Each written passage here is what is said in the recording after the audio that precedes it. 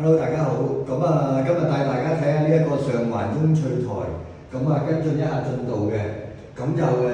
水電做好咗啦，跟住泥水咧就做完㗎啦。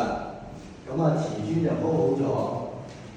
今日約咗客人驗收啦。主要都係敲下啲亞姐響唔響，就同埋對唔對罅嘅。平整嘅，因為落晒爪平器㗎啦。都收貨冇乜大問題嘅。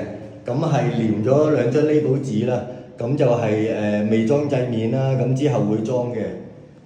呢一度咧就有少少掃口粉甩咗，係啦，黏咗紙。通常呢一個原因咧就係話我哋嗰個抹嗰個百潔布啊，揩走咗少少嘅啫，就補翻就 OK 㗎啦。